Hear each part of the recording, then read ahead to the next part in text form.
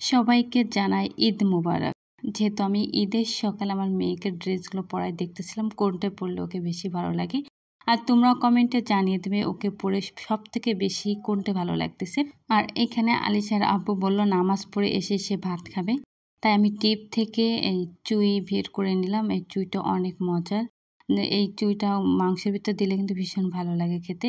তারপর এখান থেকে গরুর মাংসটা আমি কালকে নিয়ে আসছিল, নরমালি রেখে দিয়েছিলাম।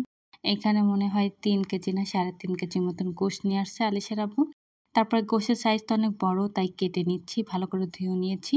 আর এখানে এই পাতলে রান্না করব। তোমরা তো জানোই এই পাতলে না রান্না করলে আমার কাছে মনে হয় গোশতটা খেতে ভালো হয় না, ভালো করে সিদ্ধ হয় না। তাই এখানে আমি পেঁয়াজ কুচি দিয়ে দিয়েছি আর মশলা একসাথে বাটা দিচ্ছি। এখানে রসুন, জিরা বাটা, আদা বাটা, তারপরে আর গরম মশলা বাটাও দিয়েছি। আর এইখানে দিয়েছি হলুদের গুঁড়া, যা যা লাগে সব কিছুই মোটামুটি আমি কিন্তু দিয়ে দিয়েছি। দেওয়ার পর আমি ভালো করে এখন হাত দিয়ে মাখিয়ে নিব। তোমরা তো জানো এইভাবে গরুর মাংস রান্না করলে কিন্তু ভীষণ মজার লাগে।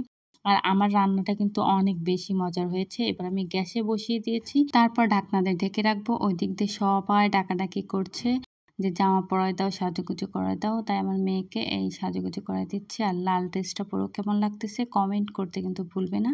আর মেয়েদেরকে আমার একটু সাজাতে খুব ভালো লাগে। আর আমার মেয়ে তো সাজুগুজু করবেই না। আমি দেখো ওকে জোর করে এই করতেছে। আর বড় মেয়ে ওকে লিপস্টিক দিয়ে দিচ্ছে। আর এইখানে আপনাদের ভাইয়া নামাজ পড়ে এসে এখন ২ বাপ বেটা ছবি তুলতেছে।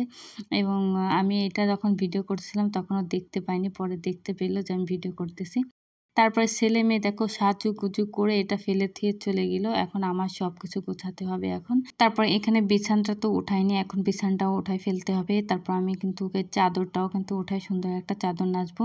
এদিকে গলা শুকায় গিয়েছে, আমার পানির তৃষ্ণা লাগতেছে। সেই ভোর ৬টা না ৫টায় উঠেছে আর এখনও কোনো রেস্টও হয়নি। তারপর এখানে আবার গরুর মাংসটা দেখতে এসেছি, মানে তলে ধরে গেছে কিনা, কিন্তু না, গরুর মাংস থেকে প্রচুর পরিমাণে পানি বের হয়েছে। তোমরা এইভাবে গরুর মাংস রান্না করে খেয়ে দেখো, অনেক বেশি মজার লাগে। তারপর ঢাকনা দিয়ে ঢেকে দিলাম। তারপর উপর দিয়ে তোমাদের তো দেখাচ্ছি কিরকম লাগছে, দেখতে কিন্তু অনেক সুন্দর লাগছে। তারপর বিছানার চাদর উঠাই ফেললাম। বিছানার চাদর আজকে অনেক কাপড় হয়েছে, আবার আজকেও ঈদটা কি হয়েছে, কাপড় কাচা কোনোদিন মিস যাবে না আমার। তারপরে তোষকটা একটু ঝাড়ু দিয়ে আমি ময়লা ফেলে দিলাম, যেহেতু অনেক ময়লা হয়েছে। আর এরকম সুন্দর একটা বিছানার চাদর যদি নাচতে পারি, ঘরের লোকটাই কিন্তু চেঞ্জ করে দেবে। আর নিজের কাছেও একটু ফুরফুরে ভাব লাগে, ভালোই লাগে। আমার নতুন নতুন বিছানার চাদর বিছাতে কিন্তু অনেক বেশি ভালো লাগে। আর এটা একটা কোম্পানির থেকে দিয়েছিল, যার কারণে আমি যদি ঈদ না হতো তাহলে আগের থেকে বিছাই ফেলতাম। যেহেতু ঈদ, এর জন্য রেখে দিয়েছিলাম। আর খুব সুন্দর বিছানার চাদর, আমার কিন্তু অনেক বেশি পছন্দ হয়েছে। তারপরে ভাবছি যে পর্দাটা চেঞ্জ করে ফেলবো। আর এই পর্দাটা কিন্তু আমি নিজে তৈরি করেছি।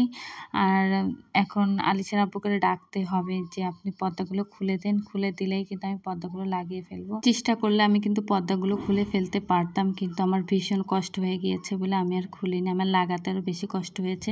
আর আগে যারা পর্দা লাগাবা তারা আগে থেকে পর্দা লাগিয়ে নিবে, বিছানা চাদরটা পরে নাচবে, না হলে বিছানা চাদরে এই অবস্থা হয়ে যাবে। আর অন্য পাশে দেখো আমি সিমাই রান্না করিনি এখনো। আর সিমাই রান্না করতে যে আমি কি ঝামেলায় পড়েছি বাবা, আমি এরকম কোনোদিন ঝামেলায় পড়িনি। সিমাই তো ভাজা হয়ে গিয়েছে, এবার দুধ জ্বালাতে দিব। দুধ জ্বালানোর ভিতর তো অবশ্যই আমাদের চিনি দিতে হবে, চিনি কিন্তু নাই। এবার কি করব, কনডেন্স মিল্ক আমি তারপর এইভাবে ছুরিতে কেটে তারপরে চিনির বদলে এটা দিচ্ছি। যেহেতু আলিশার আব্বুকে আমি আর একটু মনে নেই চিনির কথা বলতে, একবার মনে করছিলাম যে বলবো কিন্তু ভুলে গিয়েছি। যাই হোক, আমি আজকে চিনি ছাড়াই কিন্তু সিমাই রান্না করছি কনডেন্স মিল্ক দিয়ে। আর এটা কেমন হবে জানি না খেতে। যাই হোক, সিমাইটা আমি রান্না করেই ফেলেছি। আর আমার ছেলে মেয়ে তো অনেক খুশি, সিমাই খাবে, এর জন্য সিমাইটা দিয়ে দিয়েছি, ওরা এখন খাবে। অন্য পাশে এই ঘরটা দেখো আমি খুব সুন্দর করে কিন্তু গুছিয়ে নিয়েছি। আমার পছন্দের, খুব পছন্দের একটা জায়গায় আয়নাটা, অনেক সুন্দর লাগছে। আর ভিডিওটা এই পর্যন্তই থাকবে। ভিডিওটা ভালো লাগলে লাইক, কমেন্ট, শেয়ার করতে ভুলবে না। আর প্রথম ভিডিও দেখে থাকলে অবশ্যই ফলো বাটনটা অন করে রাখবে। আসসালামু আলাইকুম।